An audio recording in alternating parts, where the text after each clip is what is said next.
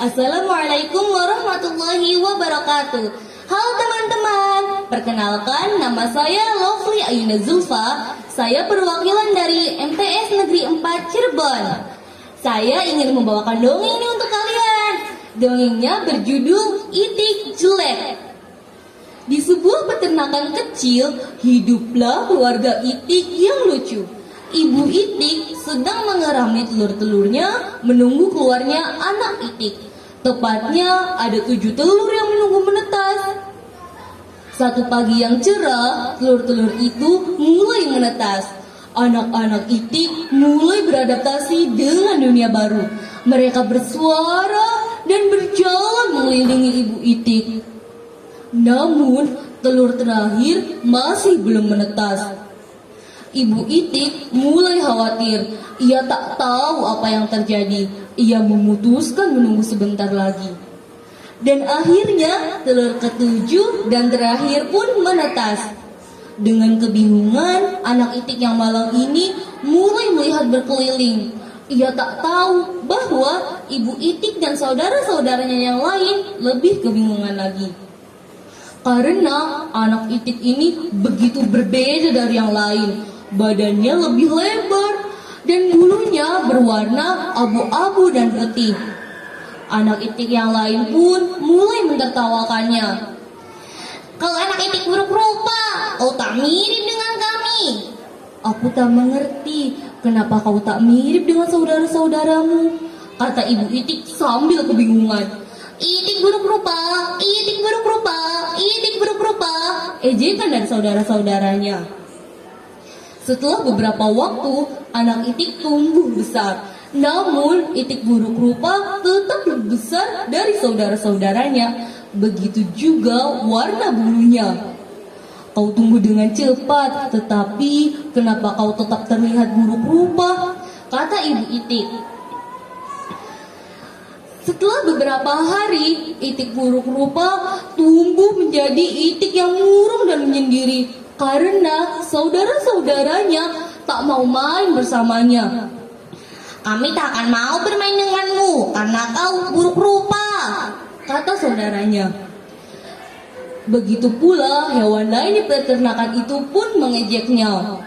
Itik buruk rupa, Itik buruk rupa, ejekan dari babi. Nya nya nya nya nya, Itik buruk rupa, Itik buruk rupa, ejekan dari ayam. Tapi sebaliknya, ibu Itik berusaha memberikan yang terbaik untuk melindungi anaknya. Anakku yang malang, kenapa kau begitu berbeda dari yang lain? Waktu berlalu dan anak Itik buruk rupa setiap malamnya menangis tanpa suara. Ia pikir tak ada yang menginginkannya di sini. Kenapa aku buruk rupa? Kenapa aku tak mirip dengan saudara-saudaraku? Suatu hari, pemburu mendatangi danau dekat tempat tinggal mereka. Der, der, der. Pemburu memulai memburu Itik yang mereka lihat. Saat ibu Itik mencari makanan untuk anak-anaknya, ia tertangkap oleh pemburu. Anak Itik buruk rupa tak tahu apa yang terjadi. Ia menunggu ibunya sampai esok paginya. Anak Itik yang malang itu tak tahu harus berbuat apa. Pertama-tama ia pergi mendatangi anjing, namun anjing mengusirnya dengan marah. Berbilang tak boleh ada yang melihatku berbicara dengan Itik buruk rupa sepertimu. Itik buruk rupa pun mendatangi ayam. Namun ayam juga mengejeknya. Bek bek bek bek bek. Bahkan aku terlihat jauh lebih baik darimu. Bek bek bek bek bek. Itik buruk rupa sangat sedih. Tak ada yang menginginkanku di sini. Jika ibuku tak kembali, aku akan pergi dari peternakan ini. Pagi itu pun Itik buruk rupa pergi meninggalkan peternakan itu. Ia berenang ke seberang danau dan menanyakan pertanyaan yang sama ke semua hewan yang ia temui. Apakah kau tahu Itik yang mirip denganku? Apakah kau tahu Itik yang mirip denganku? Apakah kau tahu Itik yang mirip denganku? Ia menerima jawaban yang sama dari semua hewan yang ia temui. Mereka tak pernah melihat itik dia sebelumnya. Anak itik yang malang itu memulai perjalanannya dan telah sampai di danau berikutnya. Ia pun menanyakan pertanyaan yang sama ke angsa liar. Pergilah, kau tak boleh tinggal di sini. Banyak pemburu yang berkeliaran. Ayo pergi sana. Itik buruk rupa pun pergi meninggalkan danau itu. Tak lama kemudian, ia telah sampai di danau berikutnya. Kali ini dia benar-benar sendirian. Tak ada satu orang pun yang terlihat. Ya, kalau tak ada yang menginginkanku, aku akan sembunyi di sini selamanya. Walaupun sendirian, ia sangat bahagia. Suatu hari, ia melihat sekelompok burung berleher panjang putih bermigrasi ke selatan. Ia melihat mereka dengan sangat kagum. Mereka cantik sekali. Kuharap aku bisa secantik mereka. Musim dingin tiba, salju mulai turun. Itik buruk rupa jatuh cinta dengan pemandangan salju pertamanya. Ia bermain-main sambil ditutupi salju putih. Namun karena salju yang begitu tebal, ia kesulitan menemukan makanan. Jadi ia mencari makanan, tapi ia kedinginan dan kelelahan. Tak lama kemudian ia bertemu seorang petani. Petani merasa iba. Ia memberikan jaketnya.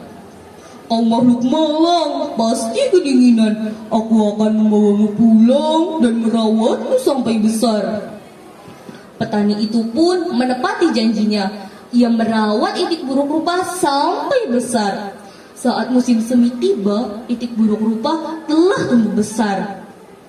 Agar dapat tempat yang luas untuk dapat bergerak, petani meninggalkan itik buruk rupa di danau. Kembali sendirian, tak lama kemudian itik buruk rupa melihat bayangannya di air. Pertama-tama ia tak mengenali dirinya. Ia pikir mungkin ada orang lain di belakangnya. Jadi ia melipatkan sayapnya dan bayangannya pun menirukannya. Ia merentangkan lehernya dan bayangannya pun melakukannya.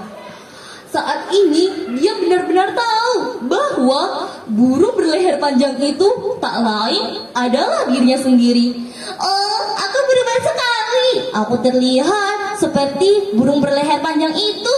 Aku harus kembali dan menunjukkan diriku. Itik buruk rupa pun pergi meninggalkan danau. Saat ia berenang, ia bertemu sekelompok angsa. Karena kini ia adalah sekawanan angsa, angsa itu pun mengajaknya ikut. Ia berenang dengan sukacita.